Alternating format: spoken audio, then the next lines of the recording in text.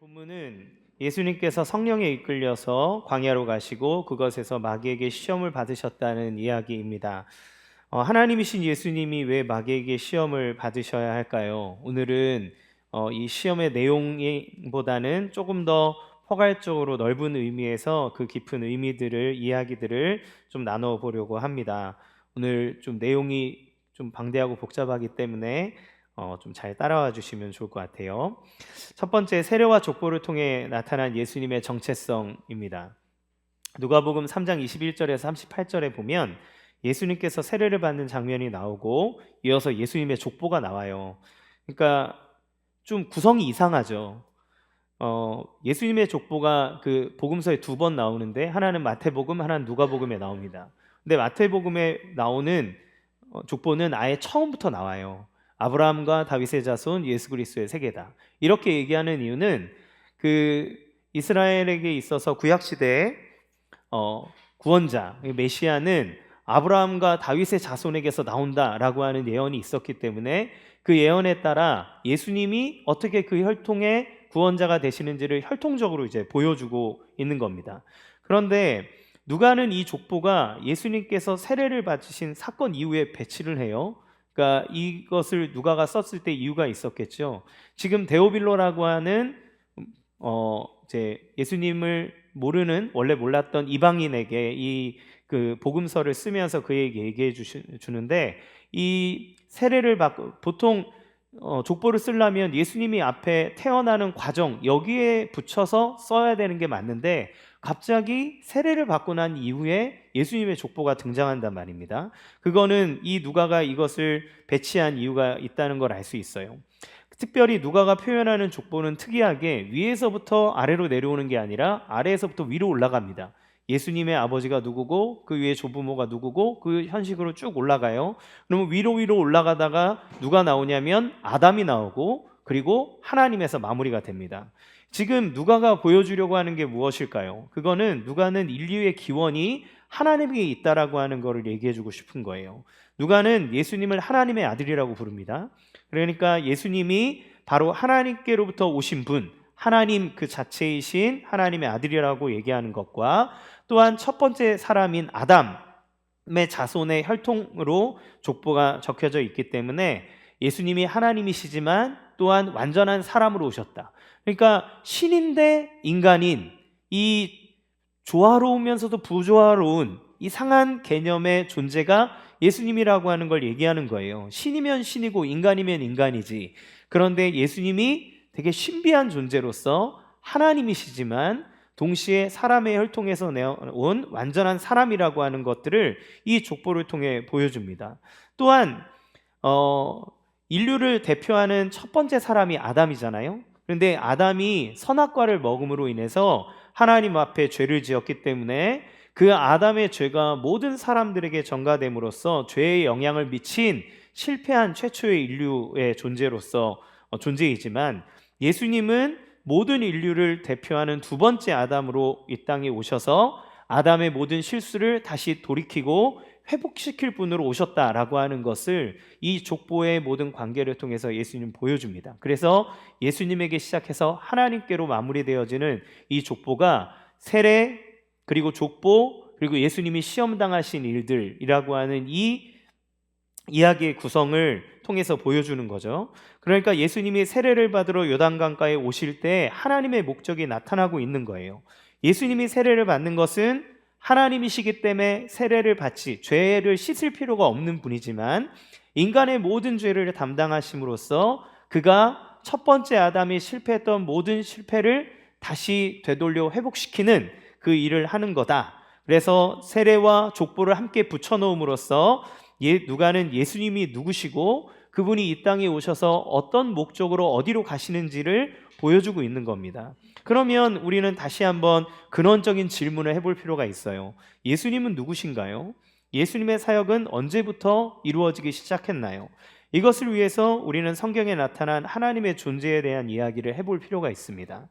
삼위일체라는 이야기를 해보려고 해요. 두 번째, 삼위일체는 하나님의 춤, 사랑과 기쁨의 교제라고 영원전부터 계신 하나님의 사랑과 계획에 대해서 얘기해 보려고 합니다. 성경은 예수님을 삼위일체이신 하나님이라고 얘기해요. 예수님께서 세례를 받으실 때 어떤 일이 일어나는지 함께 봅시다. 누가복음 3장 22절 같이 읽겠습니다. 시작. 성령이 비둘기 같은 형체로 그의 위에 강림하시더니 하늘로부터 소리가 나기를 너는 내 사랑하는 아들이라 내가 너를 기뻐하노라 하시니라. 여기서 새 존재가 등장합니다. 세례를 받으시는 예수님이 계시고, 그리고 그 위에 비둘기의 형체 같이 강림하시는 성령님이 계시고, 그리고 하늘로부터 들리는 성부 하나님의 음성이 들려요. 그러니까 여러분, 하나님 몇 분이십니까? 하나님은 한 분이십니다. 그런데 오늘 본문에는 새 하나님이 등장하는 거예요. 세 분의 존재가 등장합니다. 그러면 하나님이 갑자기 한 분이셨는데 세 분으로 증식하셨나요? 그런데 사실 하나님이 한 분이라고 하는 이 성경의 가르침은 동일하나, 사실 태초부터 하나님이 이 삼위로 존재한다는 걸 얘기해요. 창세기 1장 1절에 인류의 기원을 이렇게 얘기합니다. 태초에 하나님이 천지를 창조하시니라, 이렇게 얘기하는데, 창세기 1장 2절에 이어서 뭐라고 얘기하냐면 하나님의 신이 수면 위를 운행하셨다, 이런 표현을 써요. 이 수면 위를 운행했다라고 하는, 운행한다는 이 표현은 헐헐 난다라고 하는 표현이 있습니다. 그러니까 하나님이, 성령께서 마치 그 수면 위를 헐헐 날아다니면서 이 지구를 둘러 감싸 안는 거죠. 그리고 요한복음에 보면 예수님에 대해서 얘기하기를 태초에 말씀이 계시니라, 이 말씀이 하나님과 함께 계셨으니 이 말씀이 곧 하나님이시다 라고 얘기함으로써 하나님이 말씀으로 천지를 창조하실 때 이 말씀 자체가 바로 예수님이라고 얘기하는 거죠. 그러니까 이 천지를 하나님께서 천지를 창조하실 때 한 분 하나님이신데, 성부 하나님, 그리고 하나님의 말씀이신 예수님, 그리고 하나님의 영이신 성령님이 함께 이 세 주체가 이 창조에 참여했다라고 하는 것을 성경은 처음부터 얘기하고 있어요. 그럼에도 불구하고 성경은 하나님이 한 분이라고 얘기합니다. 그리고 또 이 세 주체가 오늘 예수님이 세례를 받으시는 세례의 현장에 함께 등장하는 거죠. 성부 하나님의 음성, 그리고 성령 하나님 임재, 세례를 받으시는 성자 예수님의 그 모습, 이 세 주체이신 하나님이 동시에 참여하고 있는 것을 봅니다. 이것은 무엇을 말해주나요? 천지 창조가 삼위일체라고 하는 한 하나님의 계획인 것처럼 예수님이 인간의 죄를 구속하기 위해 오신 것도 삼위일체 하나님의 계획이었다라고 얘기하는 거예요. 그러면 삼위일체 하나님께서 창조하시고 지금 구속 사역을 하셨다는 것이 왜 그토록 중요할까요? 먼저 우리가 지금 이 삼위일체라고 말하는 이 하나님의 존재에 대한 개념을 생각해 볼 필요가 있어요. 삼위일체 교리는 너무 신비하기 때문에 우리가 이해할 수 없는 영역이지만 성경이 이것을 말하기 때문에 우리는 말할 수밖에 없습니다. 삼위일체는 쉽게 말하면 이거예요. 하나님은 한 분이신데 성부와 성자와 성령, 이렇게 세 위격, 세 분의 다른 인격체로 존재하신다, 이렇게 얘기하는 거죠. 말이 안 되죠? 말 안 됩니다. 그래서 제가 제자훈련생들한테 늘 얘기하는데, 만약에 누군가가 나타나서 삼위일체를 정확하게 이해시켜준다 그러면 째려보고 욕하면 됩니다. 이단입니다. 이거를 이해시켜줄 수 없어요. 왜냐하면 2차원의 존재가 3차원을 이해할 수 없는 것처럼 하나님은 우리와 같은 방식으로 존재하는 분이 아니기 때문에 우리가 하나님의 존재 자체를 있는 그대로 설명할 수는 없습니다. 그러나 성경에 나타난 그대로를 우리가 표현하는 것뿐이에요. 하지만 중요한 게 뭐냐면 삼위일체 하나님의 존재와 사역이 왜 우리에게 의미가 있고 중요한가라는 거예요. 그분은 창조하셨고 당신을 배신하고 죄를 지은 사람들을 구원하십니다. 왜 그렇게 하실까요? 왜 하나님은 그 일들을 행하시나요? 삼위일체의 개념을 조금 더 와닿게 표현하는 말이 있는데, 그게 뭐냐면 이 헬라어로 표현할 때 페리코레시스라는 말을 씁니다. 삼위일체를 표현할 때. 이게 무슨 의미냐면 서로 함께 춤을 추다, 이런 의미예요. 기쁨으로 하나됨, 이런 걸 나타내는 거죠. 그러니까 이거 표현처럼 C.S. 루이스라는 사람이 순전한 기독교에서 하나님에 대해 설명할 때 이렇게 얘기합니다. 기독교의 하나님은 정적인 분이 아니다. 역동적이고 활기찬 생명이시다. 마치 드라마와도 같다. 그리고 불경한 표현이라고 말할지 모르겠지만 하나님은 춤과도 같은 분이시다, 이렇게 얘기를 해요. 여러분 서로 손을 맞잡고 춤추는 이들을 한번 상상해 보세요. 이렇게 뭐 탱고든 뭐 왈츠든 뭐든 함께 파트너가 되어서 서로를 이렇게 잡고 춤을 추는데 아름다운 춤을 보면 서로에 대한 존중과 조화로움이 느껴집니다. 서로에게 몸을 맡기고 서로를 느끼고 그리고 누구든 자기를 주장하는 게 아니라 서로에게 맞추어서 아름다운 리듬과 선율을 타죠. 이런 것처럼 삼위이신 하나님, 그러니까 아버지 성부 하나님, 예수님이 성자 하나님, 그리고 하나님의 영이신 성령 하나님이 서로 상대방을 중심으로 돌아가서 세 분이신데 완전한 하나를 이루는, 그런데 하나인데 완전한 세 분이신, 그러니까 성부가 성자가 아니고 성자가 성령이 아니고 성령이 성자가 아니지만 그러나 완전히 하나가 된 완전한 유니티를 이루는 그러한 모습으로 존재하는 것이 하나님의 방식이라고 얘기하는 거예요.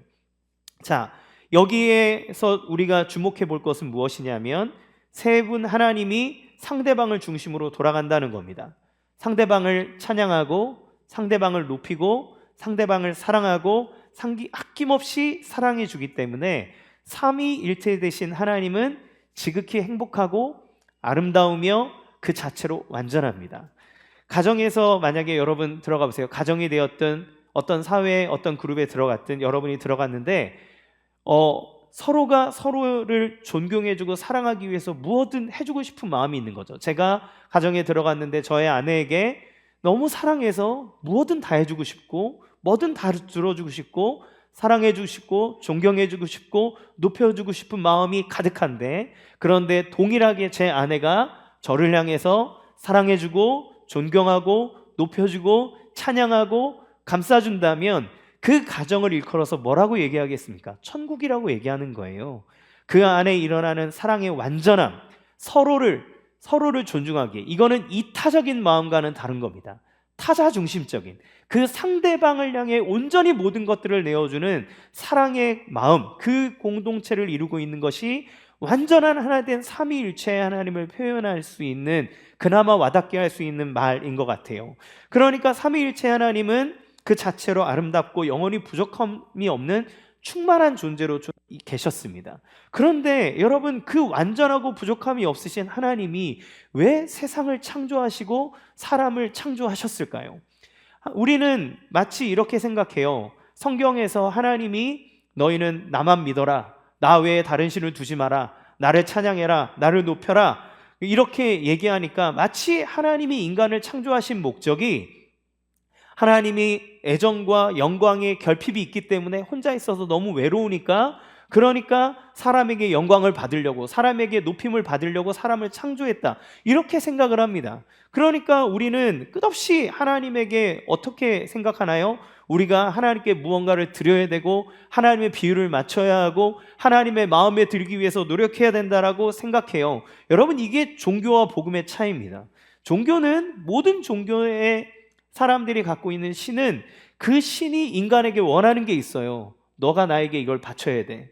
돈을 내든 네 자식을 나한테 주든 아니면 네가 갖고 있는 무언가를 나한테 줘. 그러면 내가 너가 원하는 것을 줄게. 이렇게 얘기하는 게 종교입니다. 종교의 형태는 다 다르고 고등종교일수록 사랑과 인애 이런 것들을 말하지만, 그러나 그에게서 무언가를 얻어내기 위해서라면 너가 치성을 다해 바쳐라, 너의 정성을 보여라, 너의 모든 노력을 나에게 보이면 그러면 내가 그거에 감동되면 너에게 이걸 줄게 라고 얘기하는 거예요. 그런데 하나님이라는 존재는 영원전부터 무한하셨고 결핍이 없는 분으로 계셨습니다. 그러면 그분이 우리를 왜 창조하셨나요? 그분의 창조에 대해서 틴켈러 목사는 이렇게 얘기해요. 하나님은 기쁨을 얻기 위해서 창조한 것이 아니라 그 기쁨을 주기 위해서 창조하셨다. 그러니까 하나님이 그 존재 자체가 사랑이 많고 사랑으로 가득한 분이시기 때문에 그 사랑의 기쁨과 그 사랑의 춤이 안에서 흘러넘침으로써 그것이 창조의 행위로 드러나고, 그것을 하나님의 형상을 닮은 우리 사람들에게 나눠주기 위해서 창조하셨다는 거예요. 그러므로 복음은 뭐라고 얘기합니까? 너가 하나님에게 마음에 들기 위해서 이것을 하라고 말하는 것이 아니라 하나님이 너를 사랑하셨으므로 너희를 위하여, 너희를 구원하기 위해 자기의 모든 것을 희생하셨다. 그래서 하나님 너를 구원하셨다. 하나님 너를 자녀 삼으셨다. 그 소식을 듣고 그 하나님의 조화로움 안으로 들어오라고 초대하는 것이 복음이에요. 우리가 무엇을 함으로써 하나님의 인정을 받는 게 아니라 하나님 사랑 그 자체이신 하나님이 우리를 받아들임으로써 하나님 안에서 기쁨과 행복을 누리도록 하는 것이죠. 여러분, 그 소식에 동참하는 것, 그 풍성함에서 오는 사랑입니다. 마치 부모가 자녀를 대할 때, 여러분 그러니까 자녀가 태어날 때 어떻게 하나요? 그 자녀를 위해서 여러분 침대도 준비하고 신발도 준비하고, 남자아이면 파란색으로, 아니면 여자는 분홍색으로, 뭐 꽃 아니면 로봇 장난감, 그 아이가 누릴 수 있는 모든 것들을 환경을 만들어주고 그 안에서 즐기라고 하는 것처럼, 하나님이 주시는 그 사랑의 복음은 우리로 하여금 그 모든 것들을 누리도록 초대한다는 데 있습니다. 따라서 창조는 삼위 하나님이 나타내는 그 삼위 하나님의 조화로운 춤, 그 기쁨, 서로를 배려하는 사랑 안에 우리를 초대하는 개념인 거예요. 이 창조는 하나님의 기쁨으로 그 조화 속에 우리를 들여보내주는 겁니다. 그 안에 초대되었을 때 우리는 어떻게 해야 되나요? 우리를 있도록 한 존재를 바라봐야 하고, 그 존재를 통해서 우리는 정체성과 우리의 삶의 이유를 깨닫게 되죠. 아이가 태어나면 그 아이는 그 부모의 얼굴을 익힙니다. 그리고 그 부모를 통해서 그의 음성에서 나오는 사랑하는 말, 그 표정, 그가 감싸주는 것, 그의 체온, 그 모든 것들을 통해서 내가 사랑받고 있구나, 나는 이 땅의 소중한 존재이구나, 나는 중요한 존재이구나 라고 하는 것을 깨닫게 되죠. 그러므로 인간이 하나님을 어떻게 보느냐에 따라서 삶을 바라보는 시각과 태도가 바뀌게 되는 거예요. 여러분, 만약에 하나님이 없다고 생각해 보시기 바랍니다. 우리가 과학에서 말하는 어떤 빅뱅이나 어떤 순전한 자연에 의해서 생긴 우연의 산물이라고 여러분 생각해 봅시다. 그러면 여러분, 우리에게 있는 인간의 존엄성은 어디에서 옵니까? 여러분이 존엄한 이유는 어디에 있습니까? 여러분이 개 한 마리가 죽는 것과 여러분이 죽는 것이 다른 이유는 어디에 있습니까? 사람은 왜 여러분은 소고기를 먹으면 소를 잡아먹어도 되고, 누군가가 사람을 죽여서 인육을 먹으면 그거는 야만이라고 얘기합니까? 여러분, 만약 우리가 하나님의 형상이 아닌 그저 자연의 형상대로 그냥 우연하게 태어난 존재라면, 그러면 우리가 가지고 있는 인간의 존엄성을 설명할 길이 없어요. 공산주의는 유물론에 입각해서 신이 없다고 부정합니다. 모든 것들은 보여지는 것, 물질에 의해서 존재한다고 기본 개념을 갖고 있는 게 공산주의예요. 그래서 공산주의 안에서는 신을 부정합니다. 종교는 인민의 아편이라고 얘기해요. 그러면 여러분, 이 역사상 공산주의를 가지고 있던 나라에서 제대로 된 인권이 이루어졌는 것을 보신 적이 있나요? 아니요. 인민을 위해서 다 평등을 외치고 있지만 공산주의를 채택한 나라에서 인권이 보장되지 않습니다. 왜 그런가요? 그들은 하나님을 부정해요. 하나님을 부정하는 곳에 인권과 사람의 존엄성이 있을 수 없습니다. 오히려 힘 가진 자가 그 다른 인민이라고 불리는 사람들을 위해서 군림하며 독재의 형태로 나타나는 게 그들의 모습이에요. 만약 하나님이 없다면, 진화에 의해서 우연히 생겨난 존재라면 우리가 사랑이라고 부르는 그 모든 것도 그저 뇌에서 일어나는 화학 반응의 하나의 영향일 수밖에 없습니다. 그러면 우리가 왜 자녀를 그토록 사랑하며 여러분은 희생하시나요? 자녀를 위해서 여러분 무언가를 아끼고 우리의 잠을 포기해가면서 그렇게 자녀를 사랑하는 것이 그저 머리에서 일어나는 화학 반응의 하나인가요? 그렇지 않다라고 성경은 이야기합니다.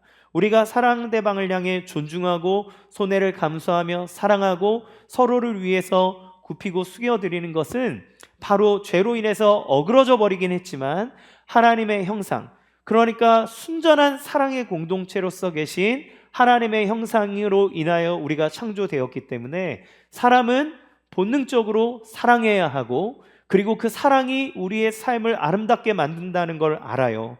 그러니까 사람이 삼위일체의 하나님, 그러니까 완전하고 서로를 향한 사랑으로 가득한 분에 의해서 창조되었다라고 하는 것은 그 자체로 어마어마한 의미를 갖습니다. 여러분은 그렇기 때문에 존귀한 거예요. 여러분은 그 누군가에게 무시당하고 짓밟힐 존재가 아닙니다. 하나님의 사랑의 그 통로 속에서 태어난 것이 사람이고 그러기에 사람은 존엄함을 누립니다.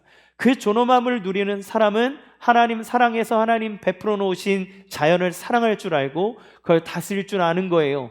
그리고 나와 함께 하나님의 형상으로 지음받은 이들을 위해서 서로 사랑하고 봉사하고 섬기고 그들을 위해 숙일 줄 아는 것, 그것이 하나님의 형상으로 창조된 사람의 원래 모습입니다. 그런데 여러분, 문제가 생기는 거예요. 이 아름다운 조화, 하나님이 삼위 하나님이 주시는 춤 가운데 그 아름다운 조화 속에 우리를 초대하셨는데 이 춤을 다 망가뜨리는 존재가 있다는 겁니다. 우리를 하나님과의 관계에서 무너뜨리는 세력이 있다고 성경은 얘기하는 거예요. 그것이 세 번째 다룰 이야기입니다. 춤이 전투가 돼버린 거예요. 시험을 통한 실패와 그 결과입니다. 누가복음 4장 1절에서 2절 말씀 같이 읽어보겠습니다. 시작. 예수께서 성령의 충만함을 입어 요단강에서 돌아오사 광야에서 40일 동안 성령에게 이끌리시며 마귀에게 시험을 받으시더라. 이 모든 날에 아무것도 잡수시지 아니하시니 날수가 다함에 줄이신지라. 하나님의 뜻을 위해서 이 세상에 오신 예수님을 시험하는 이가 있습니다. 그를 마귀라고 얘기하죠. 이거는 가상의 존재가 아닙니다. 실체적인 존재라고 얘기해요. 이처럼 하나님의 백성을 유혹하고 죄에 빠뜨리는 존재가 있다는 것을 성경은 얘기합니다. 어쩌면 과학이 발달한 현대사회에서 이런 영적인 존재에 대해서 얘기하면 터무니없다고 생각하고 그런 건 관념 속에 있는 것이야 라고 말하겠지만, 여러분, 사람들은 생각보다 훨씬 더 많이 영적인 존재를 믿습니다. 많은 진화론자들이 얘기하기를 과학이 발전하고 그리고 기술이 발전하게 되면 사람들은 영적인 것에서 멀어지고 현실적인 것들을 생각하게 될 것이라고 예언했어요. 그런데 현실이 어떤가요? 여러분, 정말 많은 사람들이 아무리 과학이 발전하고 그리고 문명이 발전해도 사람들은 여전히 점을 보고 미신을 믿고 샤머니즘에 빠집니다. 그것은 무엇인가요? 사람 안에 그 본능적으로 영적인 부분에 대한 깨달음과 그것에 대한 그 존재에 대한 느낌들을 가지고 있는 거예요. 그 영적인 세력은 있습니다. 성경은 그것이 있다고 얘기해요. 보이는 세계가 있고 보이지 않는 세계가 있지만 보이지 않는 세계가 이 땅에 있는 모든 것들에 영향을 미치고 있다고 얘기합니다. 그렇다면 우리는 그것을 받아들일 때 이걸 대처할 수 있겠죠. 그러면 성경에서 지금 예수님이 시험을 받으신다고 얘기하는데 시험은 무엇일까요? 시험은 성경에서 세 가지로 표현이 돼요. 3T로 표현되는데 하나는 테스트고 하나는 템테이션, 또 다른 하나는 트라이얼입니다. 시험과 유혹, 고난이에요. 그런데 보통 우리가 이 개념을 어떻게 생각하냐면 테스트는 하나님이 당신의 백성을 연단하기 위해서 하나님이 하시는 것, 템테이션, 유혹은 마귀가 하나님의 백성을 넘어뜨리기 위해서 하는 것, 그리고 고난과 시련은 이 시험과 유혹에 따라 오게 되는 일들이라고 생각합니다. 그런데 사실 이 시험은 다 연결되어 있는 같은 개념이라고 보는 게 맞아요. 여러분, 마귀가 자기 백성을 유혹할까요? 하나님의 백성을 유혹할까요? 하나님의 백성을 유혹합니다. 하지만 하나님께서는 이 유혹조차도 하나님의 자녀를 위해 테스트로 사용하시는 거예요. 따라서 유혹이 있어도 이기면 테스트가 되는 것이고 테스트여도 지면 그것이 유혹이 되는 겁니다. 하나님이 그리고 고난과 시련, 우리가 유혹을 받는 그 자리에는 반드시 고난과 시련이 있게 돼 있어요. 왜냐하면 유혹의 결과는 우리로 하여금 낭망에 빠지게 하는 것이기 때문에 그렇습니다. 하지만 하나님께서는 당신의 백성을 위해서 이 유혹을 당신의 자녀들이 연단되는 자리로 고난과 시련도 하나님께서 우리를 깎아내고 하나님의 형상을 닮아가게 하는 아름답게 빚어가는 방식으로 사용하시기 때문에 하나님의 은혜가 그 가운데 흐른다라고 얘기할 수 있는 거죠. 따라서 성경에서 시험이라고 하는 말은 유혹이자 고난이며 동시에 테스트인 거예요. 여러분 가운데 혹시 이 그 시험 가운데 계신 분이 있습니까? 여러분이 유혹을 받으시거나 아니면 시련과 고난 가운데 계신다 할지라도 하나님이 여러분의 삶을 이끌고 계신다는 것을 기억하시면 좋겠어요. 그것을 어떻게 할 수 있습니까? 하나님이신 예수님이 지금 광야로 이끌어 가시고 시험을 받으시는 데서 우리는 알 수 있어요. 여러분, 광야가 어디입니까? 광야는 고난 그 자체의 현장이고 치열한 전투의 현장이에요. 그래서 많은 사람들이 이야기하기를 우리의 삶이 광야와 같다라고 얘기하지 않습니까? 사람들이 많은 곳에 있어도 무언가 외롭고, 그리고 우리의 삶에 무언가를 이루어내고 또 이루어내도 여전히 결핍이 있고 불안하고 힘든 삶을 살아가는 것, 그것이 이 땅의 삶입니다. 여러분, 어떻게 보면 역사상에서 지금 가장 평화로운 몇십 년대의 삶을 살고 있다고 많은 역사학자들이 얘기해요. 인간의 역사의 대부분은 전쟁이고 핍박이고 서로가 서로의 것을 빼앗기 위한 양육강식의 사회라고 얘기해도 부족하지 않습니다. 여러분, 왜 이 삶은 이토록 치열할까요? 왜 우리의 삶은 광야와 같이 황량하며 우리는 그 어려움 가운데 살아갈 수밖에 없을까요? 그것은 첫 번째 사람인 아담이 유혹을 이기지 못했기 때문에 그래요. 하나님은 인간을 창조하시고 하나님처럼 온 세상을 다스리고 그것을 누릴 만한 기쁨의 동산을 주셨습니다. 그리고 그 능력과 사명을 주셨어요. 그러면서 하나님이 한 가지를 얘기하십니다. 뭐라고 얘기하나요? 동산 중앙에 선악을 알게 하는 나무를 주셨어요. 그리고 얘기합니다. 얘야, 이 나무에 관해서는 내 말을 따랐으면 좋겠어.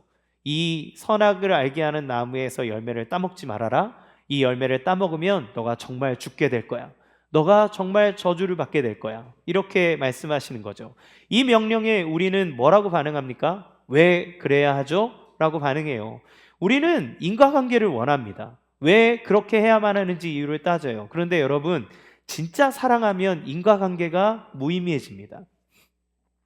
사랑의 대상이 목적이라면 그냥 그 사랑의 대상에 의해서 이유는 상관없어요. 그가 싫어하는 것을 싫어합니다. 예를 들어서 제가 담배를 막 많이 피는 사람이라고 생각해 보세요. 제가 담배를 못 끊고 담배를 너무 하는데 제 딸이 저에게 너무너무 소중하고 사랑스러운 존재라면 내가 담배 피고 있는 것이 이 아이에게 해가 된다라고 느껴지면 저는 이것을 끊어버릴 겁니다. 왜요? 그 안에는 이거를 왜 끊어야 되는지에 대한 이유가 있는 게 아니에요. 그냥 그 사랑하는 존재가 싫어하고 사랑하는 존재에게 해가 되기 때문에 이걸 하지 않는 겁니다. 여러분, 깻잎 논쟁이 있었잖아요. 예. 그 이성의 사람이 이걸 깻잎을 뜯어줄 거냐 말 거냐. 예. 뜯어주는 게 맞다, 안 뜯어주는 게 맞다. 여러분, 답은 어디에 있습니까? 내 배우자가 싫으면 안 하는 거예요. 예, 내 배우자가 싫다는데 그거를 어거지로 너는 왜 그렇게 이기적으로 사냐 그러면서 할 필요가 뭐가 있습니까? 내가 사랑하는 이가 싫어하면 안 하는 거예요. 해주기를 원하면 하는 거예요. 여러분, 사랑 안에는 인과관계가 없습니다. 여러분이 여러분의 자녀를 사랑하는데 인과관계를 따지나요? 아니요, 본능이 움직이는 거예요. 그 사랑하는 존재에 대해서 우리의 몸이 그를 바라보면서 움직이는 겁니다. 하나님이 선악과를 주시고 할 때 여러 가지 이유를 댈 수 있지만 하나님이 원하시는 건 사랑이에요. 하나님은 그 관계를 원하시는 겁니다. 그런데 아담이 어떻게 합니까? 그 열매를 먹어요. 이유는 무엇입니까? 나는 하나님 당신과 함께 있기를 원치 않습니다. 나는 내 중심대로 내 원대로 살겠습니다 라고 하는 의지가 선악과를 따먹는 겁니다. 그래서 죄는 하나님을 떠난 철저한 자기중심성으로 나타나게 돼요. 성경에서 선악과를 따먹은 게 왜 그렇게 죄가 됩니까? 라고 많은 사람들이 물어요. 여러분, 하나님께로부터 나온 존재, 하나님의 완전하신 삼위일체의 초대를 받아 조화로움을 이루도록 그 조화로움에 초대받은 존재가 자기 중심으로서 그 조화를 깨뜨려 버린다면 그 사람을 어떻게 얘기하겠습니까? 조금 더 와닿게 얘기하면, 여러분, 부부가 되었다라고 하는 건 서로를 향한 사랑과 그 사랑의 약속으로 가족이라고 하는 아름다운 조화로움을 이루는 공동체를 이루는 거예요. 그 안에서 자녀가 태어나고 그 안에서 아름다운 공동체 하나된 유니티를 이룹니다. 그런데 어느 날 남자가 다른 여자를 딱 데려오더니 나 이 여자를 사랑하나 봐. 사랑이 죄는 아니잖아! 막 이러면서 얘기한다면 그걸 보는 많은 이들, 여러분은 뭐라고 얘기할까요? 미친놈 이러겠죠. 네, 죄송합니다. 이런 말을 해서. 하나님께서 사람을 창조하고 그 조화로움 안에 들어온 건 결혼과도 같은 거예요. 하나님이 하나됨으로써 우리를 불러주셨는데 그 조화로움을 깨는 겁니다. 왜요?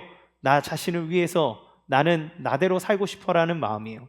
그러면 자기 중심대로 하나님을 떠난 사람은 어떻게 됩니까?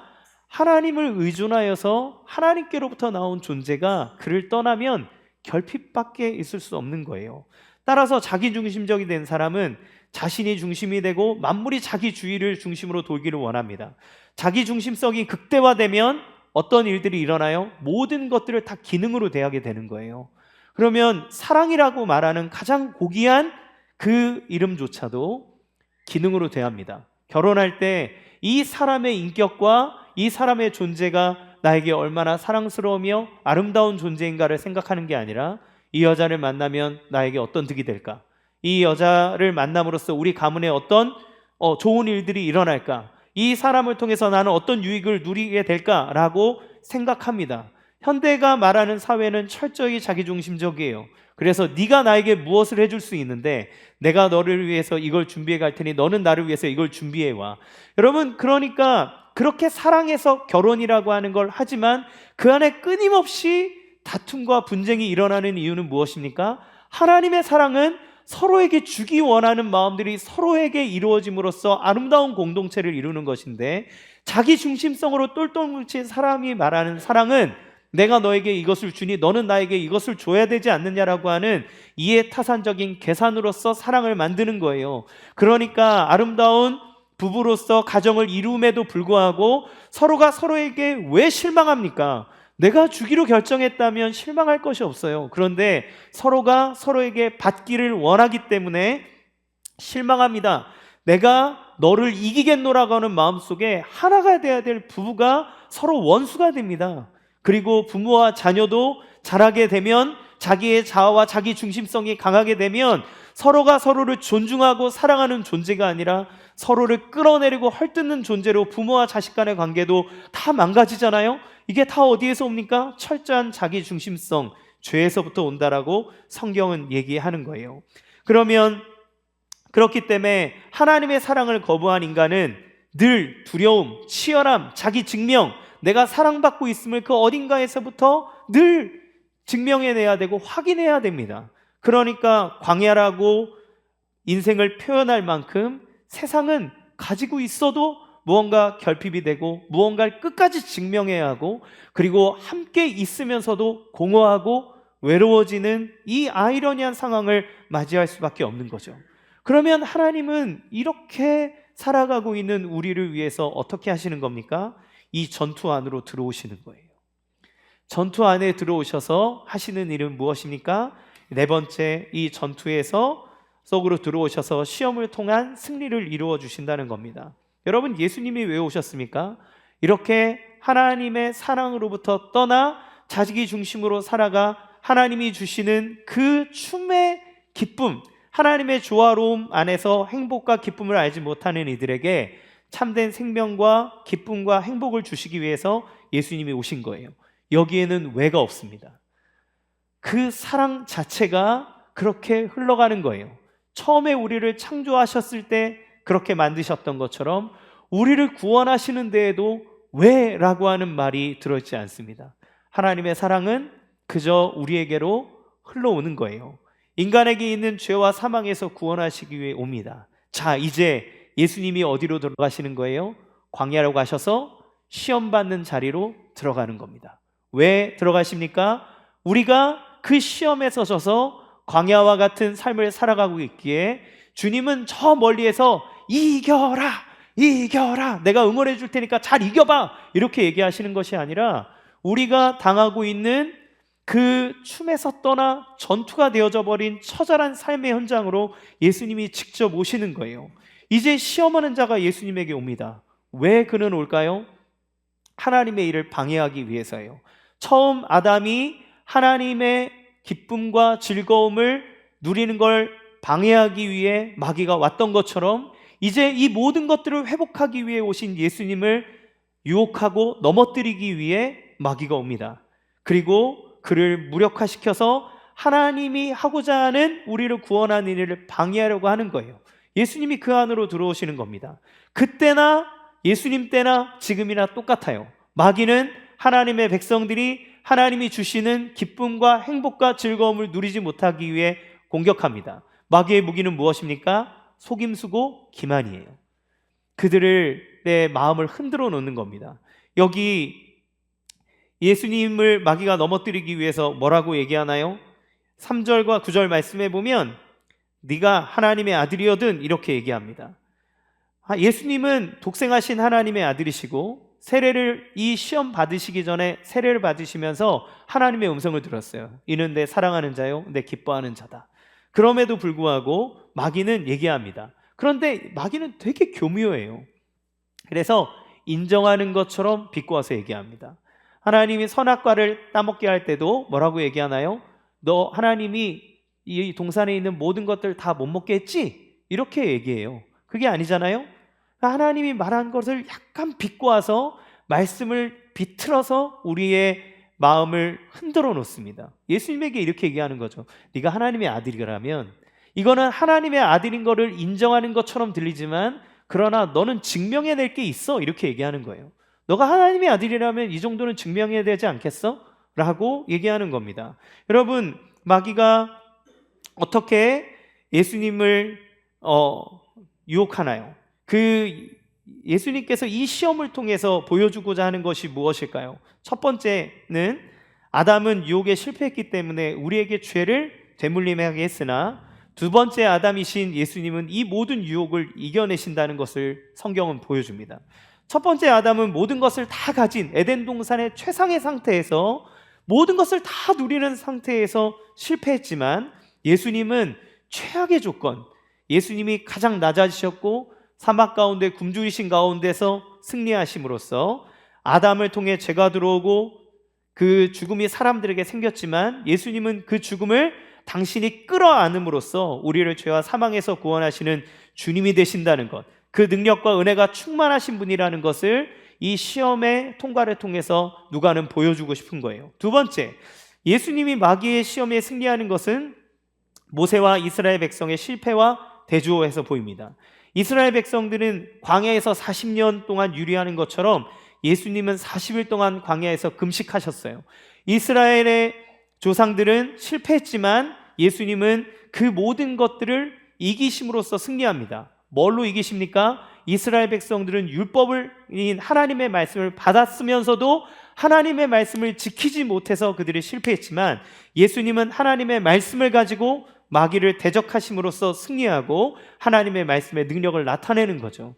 이것을 통해 예수님이 우리가 삶에 살아가고 있는 이 치열한 영적 전투 가운데 들어와서 우리의 실패를 대신 갚아주시고 우리를 이끌어주시는 구원자이심을 보여주는 겁니다. 자, 마귀가 어떻게 질문하는지 봅시다. 첫 번째 질문 보겠습니다. 3절 읽겠습니다. 시작. 마귀가 이르되 내가 만일 하나님의 아들이거든 이 돌들에게 명하여 떡이 되게 하라. 예, 돌이 떡이 되게 하라고 하는 거예요. 초자연적인 능력으로 하나님의 아들임을 증명해 보라고 얘기합니다. 여러분, 돌이 떡이 되게 해서 먹게 하는 게 뭐 그렇게 잘못입니까? 뭐가 문제예요? 그런데 마귀가 지금 뭐라고 얘기하는 거냐면 물질에 대해서 얘기하는 겁니다. 모든 인생의 문제를 빵과 귀결시키는 거예요. 배고프지? 하나님 아버지가 너를 굶주리게 하지, 성령이 이끌어서 너를 금식하고 배고프게 만들었지, 저 하늘의 보좌를 버려 떠나 여기에 미천하게 만들었지. 야, 너 하나님의 아들이라며. 하나님을 떠나서 그냥 네가 네 능력껏 이거 만들어서 먹어봐, 이렇게 얘기하는 거예요. 여러분, 우리는 이런 시험을 자주 받죠. 내 경제적인 상황으로 하나님의 사랑을 판가름합니다. 내가 무언가 잘 되면 하나님의 사랑을 받은 것이고, 내가 잘못되면 시험에 들었다고 얘기하지만, 그러나 여러분, 잘 돼도 시험에 빠지게 되고, 그리고 안 돼도 시험에 빠지는 거예요. 만약에 여러분이 잘 되어서 교만해진다면, 그렇다면 여러분은 그 모든 것에 시험을 받게 되는 것이고, 여러분이 가난하고 연약한 것에 의해서 하나님을 부인한다면 그 또한 시험이 되는 거죠. 마귀는 빵이 인생의 최고의 가치라고 말하지만, 예수님은 너가 말하는 빵보다 더 고귀하고 아름다운 가치가 있다라고 얘기하는 것입니다. 두 번째 뭐라고 얘기하나요? 누가복음 4장 5절에서 7절 같이 읽겠습니다. 시작. 마귀가 또 예수를 이끌고 올라가서 순식간에 천하 만국을 보이며 이르되 이 모든 권위와 그 영광을 내게 주리라. 이것은 내게 넘겨준 것이므로 내가 원하는 자에게 주노라. 그러므로 내가 만일 내게 절하면 다 내 것이 되리라. 예, 마귀는 또 기만합니다. 사실 세상에 있는 모든 것은 자기 것이 아니죠. 하나님의 것입니다. 그러나 그가 잠시 공중것에 맡은 자로 자기의 권세를 마치 전세 사기하는 사람들이 중간에서 가로채듯 내가 너에게 이걸 줄게. 부동산 사기치는 사람이 중간에서 자기 명의로 바꾸잖아요.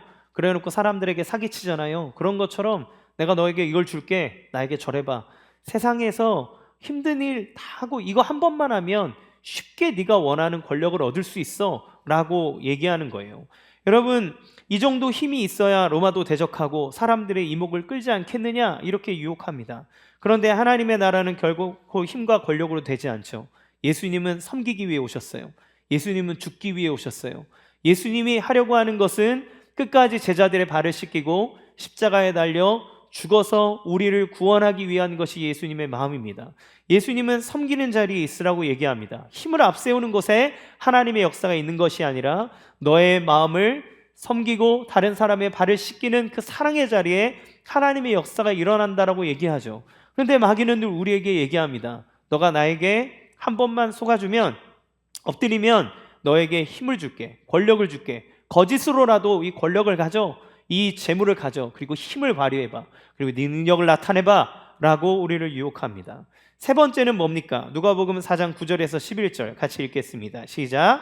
또 이끌고 예루살렘으로 가서 성전 꼭대기에 세우고 이르되 내가 만일 하나님의 아들이거든 여기서 뛰어내리라.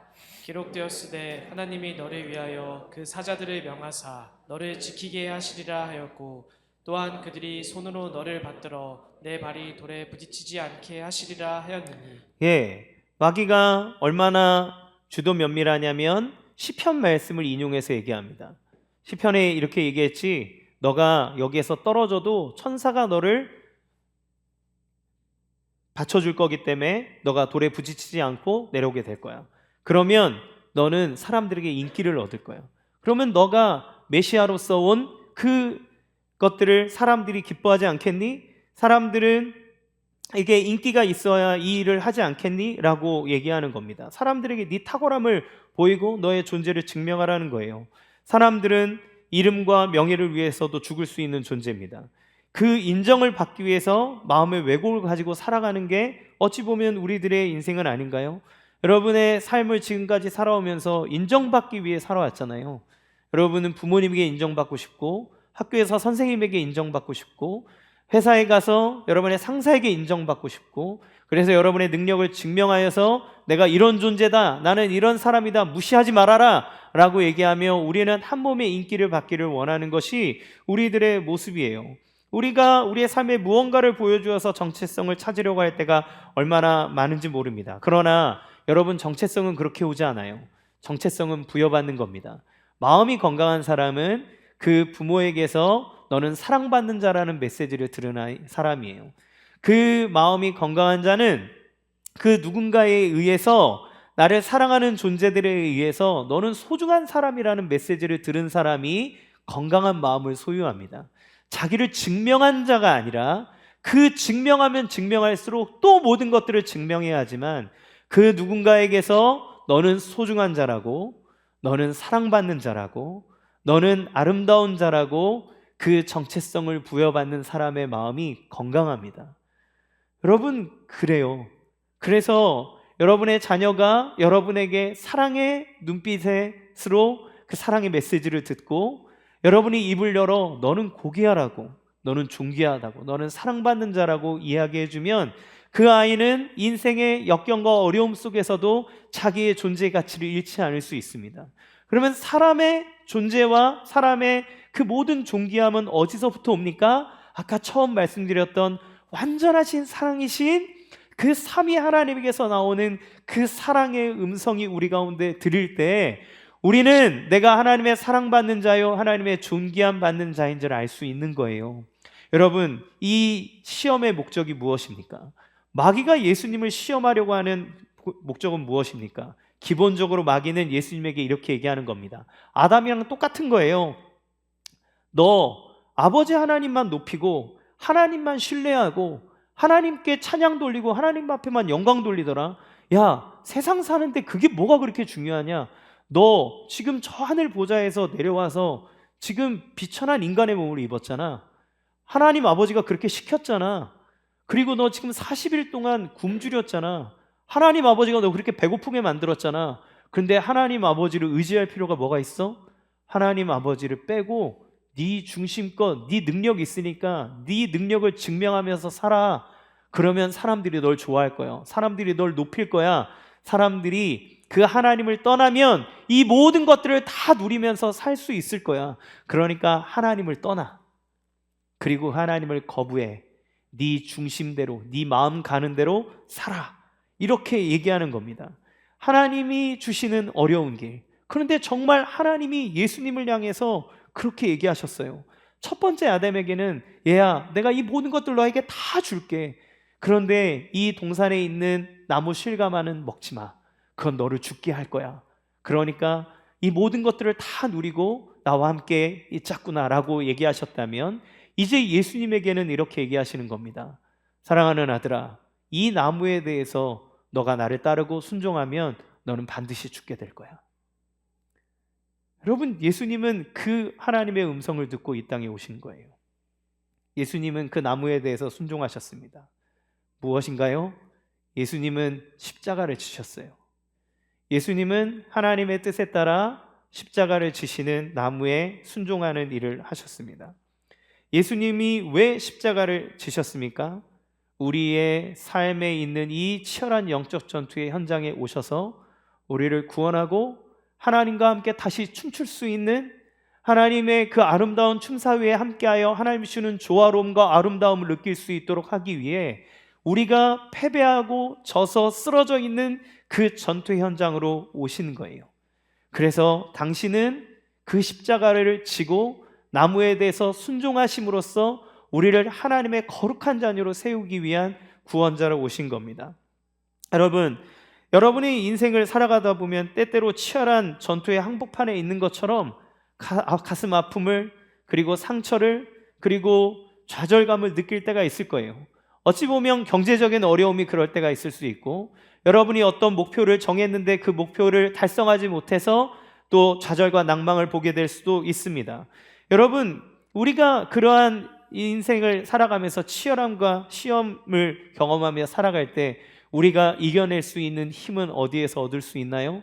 예수님이 이 시험 가운데 이길 수 있었던 힘은 그 아버지 하나님께로부터 오는 이 음성입니다. 이는 내 사랑하는 자요, 내 기뻐하는 자다.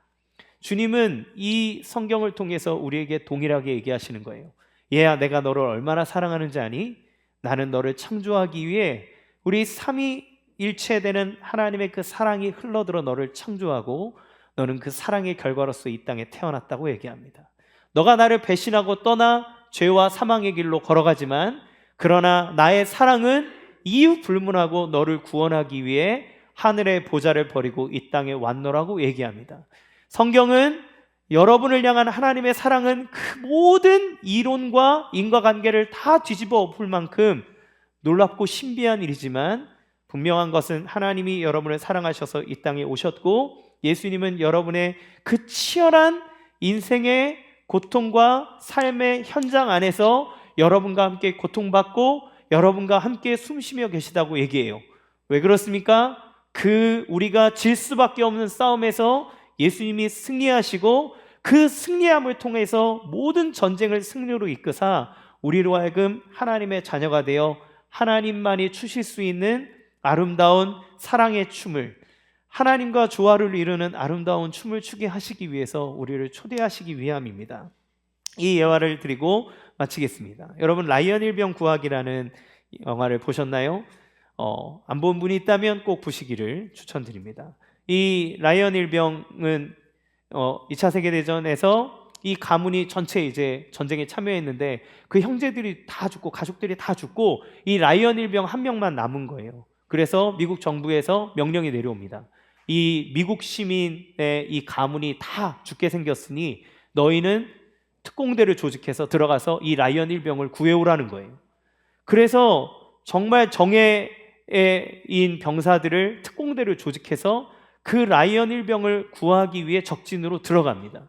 여러분, 여기에는 어떤 인과관계도 이유도 없어요. 자국의 국민을 지키고 그의 존엄함과 그를 사랑하는 마음에 그들은 기꺼이 헌신하고 죽음의 자리로 들어갑니다.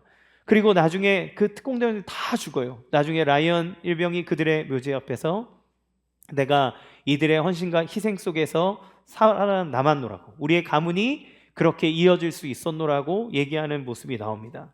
여러분, 하나님께서 우리 가운데 오시는, 이 시험 가운데 오시는 것은 아무것도 모르지만 우리가 이 치열한 현장 속에서 죄의 영향 아래 죽을 수밖에 없고 그리고 낙망할 수밖에 없는 현장 안으로 예수님이 오셨다는 거예요. 여러분은 그 예수님의 손길을 받고 계십니다. 인생의 고난 가운데 계십니까? 시험 가운데 계십니까? 주님이 여러분을 위해 오셨습니다.